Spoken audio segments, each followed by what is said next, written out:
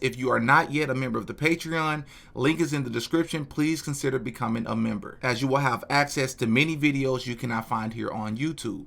Oh yeah, Diddy got a podcast.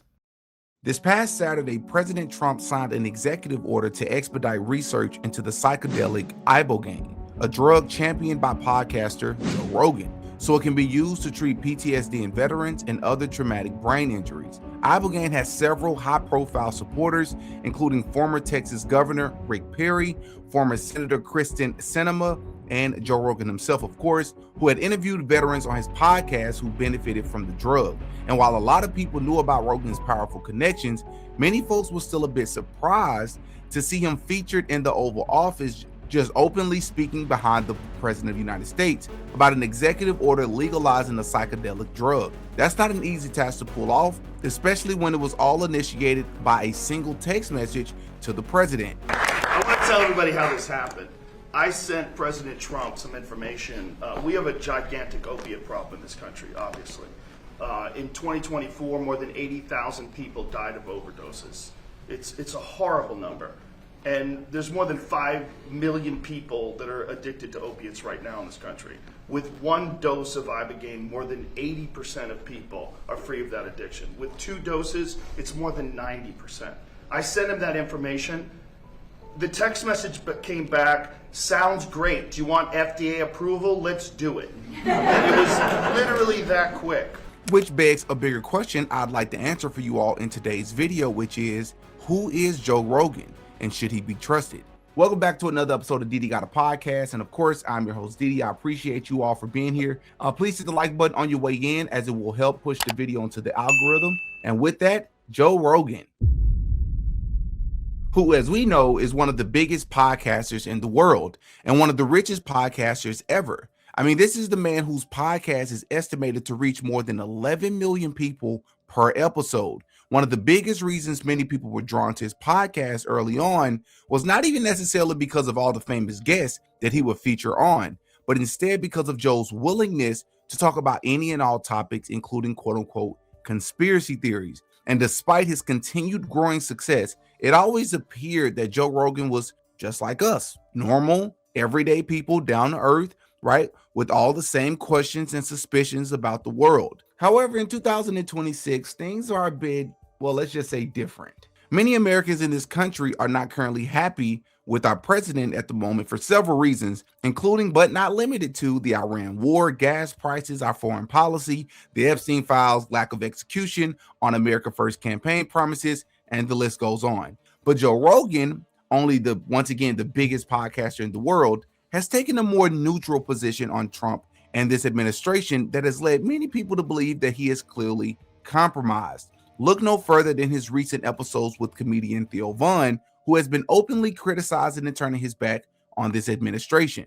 Well, not long ago, he went onto the Joe Rogan podcast to speak about these things and the gaslighting and very obvious maneuvering Joe Rogan was doing when certain topics were brought up was not only something that Theo realized, but so did the rest of us. People have always done that also to stay in power. Oh, yeah. And even Bill Clinton said that about Netanyahu. Bill Clinton said Netanyahu wants war so he could stay in power. For sure, dude. People call him the yarmulke Hitler. That's what they call him. Who are these people? Everybody does. Which people? Countless. People? Huh? What are you saying? What do you mean people? You talking about What are you talking about, black dog? folks? What are you saying? No. I don't know what you're saying. I don't know what you're saying. I don't know what you're saying. Okay. Let's not draw conclusions. Okay, yeah. Okay. But what also, it's like, it's all just a cat and mouse game. People are like, we'll elect the Democrats next time. It's like, but it's all the same shit has been happening forever. They haven't been helping anybody forever. They're letting fucking politicians slurp on kids. All of our fucking money goes to Israel and they're using it to fucking genocide people. It's like everybody is scared out of their wits right now. It's like our religious leaders are afraid to speak out, and it's like it's a time where it's like Satan is amongst us and our religious leaders are fucking talking about bullshit at the poll. It's just like, what is going, I don't know, man. We got to get you off those antidepressants, son. You're losing your fucking marbles. You think I am? Come hang out with us. Just chill out. I'm here. Just chill out at the mothership tonight. I do have to pee in a little while, but You can pee. I'm gonna pee in a minute, man. We'll let you. But no, people are just scared, dude. This is They won't that I let you hear in from Canada. people. They won't let you pee until you give them your guns. Honestly, there was a lot of I think it was a experimental grounds for a lot of insane new warfare type of possibilities. Well, a lot of it was traditional missiles, right? Yeah, but there's a lot of like we had a doctor one time podcasting, and he was saying that there were like bullets that had gone down a child, like just crazy, like Shot down, like from a drone that's above them? yes, like something in the air. And he said that there were drones in the air all day. You know, there's that Palantir company just keeping tabs on everything that was happening. And Palantir's involved in Gaza? Palantir was involved in Gaza, yeah. For sure? Mm-hmm. Put that into perplexity. Breastfed by a Israeli drone. government began using Palantir software in 2014. It significantly scaled up its partnership during the genocide in Gaza, which began in 20... This is for sure, a biased source, just by the way they phrase that. So maybe that's not the best source. I mean, it sounds like they have a good idea. It also sounds like they just put 4 words together that sounded great. Americans, friends, service. I company. read stuff like that and I go, what is that, a CIA-run company? I agree. Like, You know have what no I mean? idea. Is that the Patriot Act? You know what I mean? Been talking about like a internet bill of rights for a long time or something, like some guardrails on any of this But it's like people are wondering, like, yeah, in 5 years, is money going to be worth anything? Right. Is there going to be some token like Sam Altman is talking about? Right. And what the does that even mean? Right, what does that mean? So anyway, I don't want to sound like a doomsdayer. Dude, Too late. Yeah. Too late. That's what you sound Do I like. sound like a sad person? A little bit. I'm sorry. It's okay. Let's talk about something else. Where did the old Joe Rogan go? Who would openly talk about these things and even call people out by name. But now he's pretending he doesn't even have a clue about what Theo is talking about when mentioning certain foreign entities, Peter Thiel and his influence via Palantir, and even the Trump administration's complicity. Well, like I said in today's episode, I'm going to explain to you all why it is that Joe Rogan is behaving this way. And surprise, surprise, is because allegedly Joe Rogan is and has always been a Masonic puppet. And that would explain why he was able to grow one of the biggest podcasts in the world, signing multi-$100 million Spotify deals that nobody's ever heard of before. There's a reason for that. Much how the Trump administration seemingly pulled the rug from under their own bases' feet, almost like a catch and release strategy. I believe the same trick was used by Joe Rogan's handlers. So in other words, pretend that you stand for certain things, pretend that you're really going to do certain things. But once you're in a position where people trust you and you don't really need their quote unquote support anymore, you finally do the things that you were going to do all along. You really start to do the very things that you believe in. I believe the Trump administration has done this. I believe other administrations have done it, obviously. And I think Joe Rogan is no different, as I don't believe it just stops in politics. I believe this is a strategy that is used by the powers that be in general. Gain the public support first and then steer them in a different direction. As a matter of fact, if you actually take a step back and analyze Joe Rogan's career, you will quickly begin to see patterns and connections that clearly indicated that he was a puppet from the beginning. He began back in the 90s as a cast member of an MTV show called Half Hour Comedy Hour, which is already suspicious because MTV is a Masonic network, and we've proven that before on the show multiple times, as one of the most popular locations is ran out of a Masonic lodge. Next, what many people don't even know about Joe Rogan is that he actually would later obtain his own television show called Hardball from an even worse network, that being the one and only Disney. That's right, Joe Rogan had his own television show called Hardball. Even though Joe Rogan didn't at the time and still to this day is horrible at acting and also at comedy. Then in 1997, he began working in the UFC as a backstage interviewer before getting a major promotion as a commentator later in 2002. But by that point in 2001, that's when he would become known for one of his more popular roles on television, the host of Fear Factor. These are already major red flags that Joe Rogan has basically been in media for this long, working directly for many of the most powerful individuals in media and entertainment. Another red flag would have to be the one-eye symbolism that Joe has partaken in. This is the same one-eye symbolism we see from many other Masonic puppets in the entertainment industry, and Joe Rogan is no different. No one can ever explain what these photos mean and why all of these people seem to take them, even the ones like a Joe Rogan who claim to question certain things, who entertain certain quote-unquote conspiracy theories. Yet you can see here that he's clearly doing the same photos and poses that the rest of these celebrities are doing. Also, while simply asking questions and or being skeptical of just anything people tell you to believe just because they said to believe in it, questioning that is not suspicious to me at all. However, it is suspicious to me that we always seem to see a pattern of powerful people bashing or talking down on the idea that either Jesus Christ was a real person or why people should not believe in the Bible. Because while Joe claims to be agnostic, right, neither believes in God nor does he claim that God is not real, if you listen closely, he actually takes the position or a similar position as Satanists do about not actually believing in Jesus or quote unquote Satan. It's very difficult for anybody who thinks of themselves as an intelligent person who's secular to even entertain the possibility that someone died and come back to life.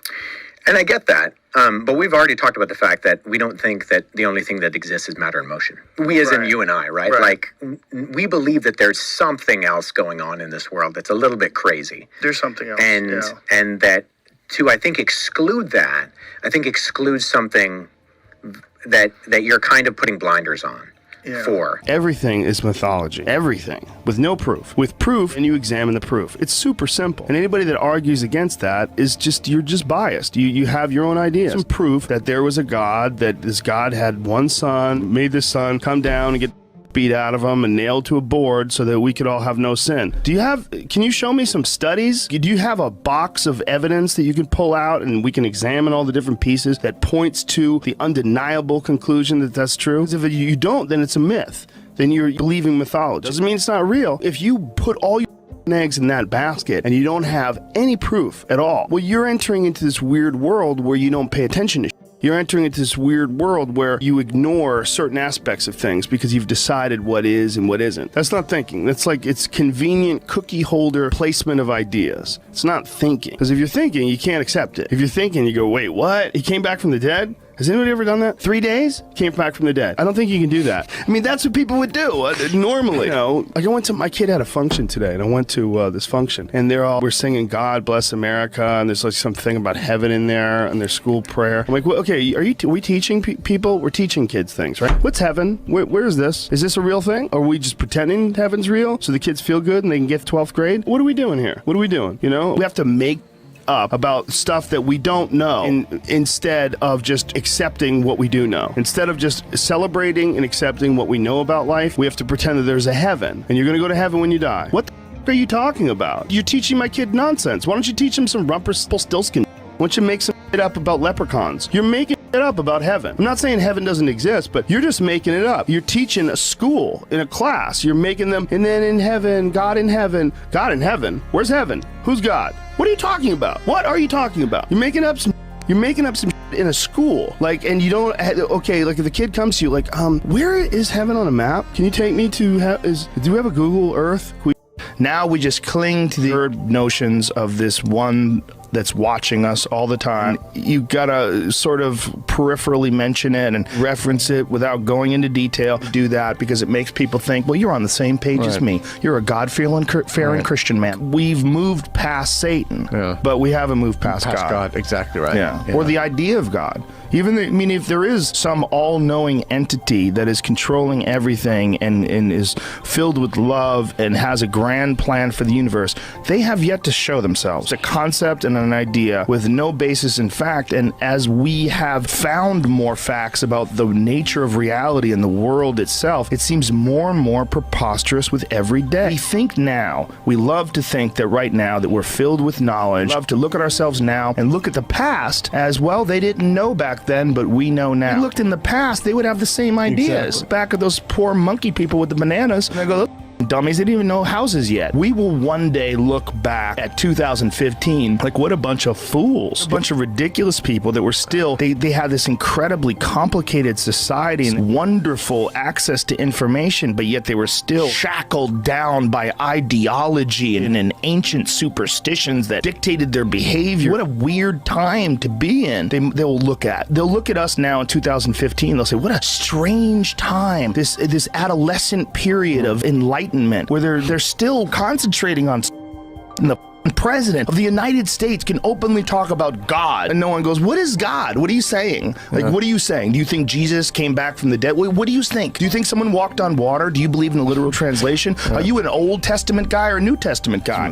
No, well, the New Testament was made by Constantine. He became a Christian on his deathbed. Like, that's when he became a Christian. It was written hundreds of years after the death of Jesus. So what are you talking about? Because if you're talking about the old stuff, you got to go deep. Go to the Dead Sea Scrolls. Go to the most ridiculous aspects of that and tell me if you basing your life on that. And to be fair, he has become a bit less bashful in the more recent years, but Joe has done this so many times in the past that it almost seemed like an agenda to become new aged or atheists or to not believe in the quote unquote ancient, mythical, unconfirmed Bible. Speaking of new age, I actually feel this way as well about his podcast logo. We've all seen it before with the third eye, but what does it mean exactly, right? If I'm supposed to believe that Joe Rogan is not another puppet and just a genuine person just like we are, searching and seeking for truth, why would he entertain the idea of enlightenment with the third eye symbolism? That doesn't seem like a person seeking truth to me. It seems like a person that has an agenda or a belief system already